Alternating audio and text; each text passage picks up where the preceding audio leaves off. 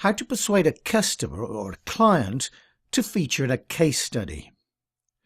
We've all got customers that we'd like to feature in a case study, but how do we ask them in such a way that we maximise the chance of a yes? When asking, always stress two things. First, it'll just take a short phone call, only a few minutes of your time. And secondly, nothing will be published without your formal sign-off.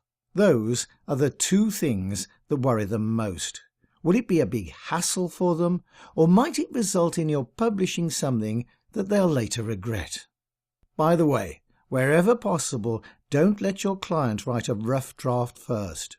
Resist any request for a list of questions in advance. The responses will be very stilted, it'll take them forever, and it'll simply end up inhibiting you.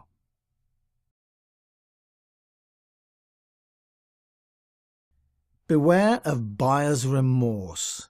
This applies to products or services that have a long sales cycle. Big projects like a major replacement of computer systems or the building of new manufacturing facilities. The best time to seek agreement to a case study like that is at the time of the sale.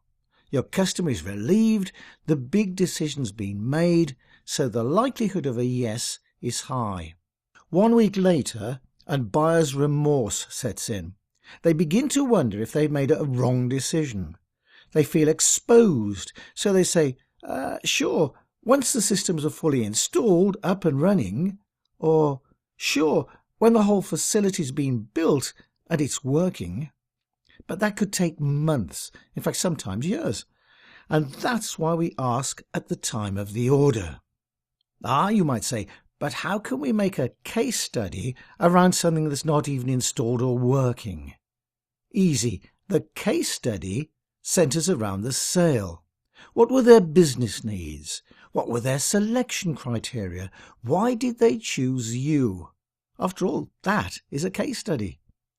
Then, months down the line, when things are all working, you get a second bite at the cherry.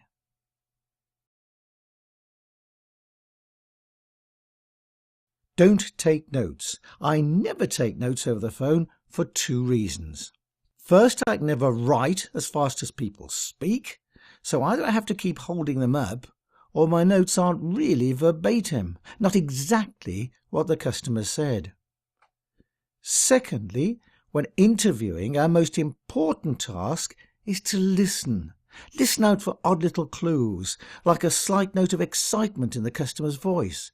That is a clue that this is something we should pursue. Now that's very difficult to do if we're too busy writing. I always record my interviews. It captures every single word, every clue, every intonation. And you don't need expensive equipment either.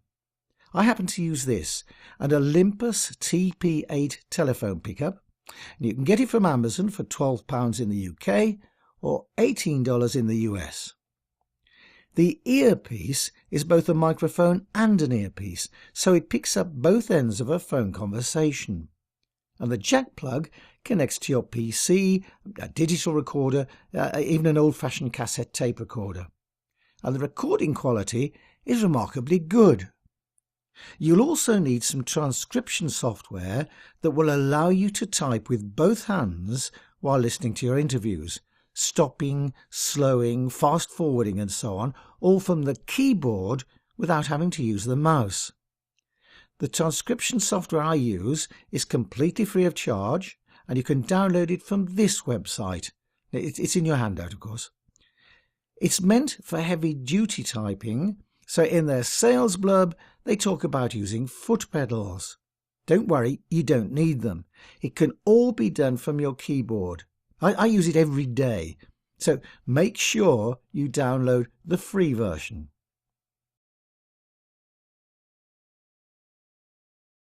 One last word.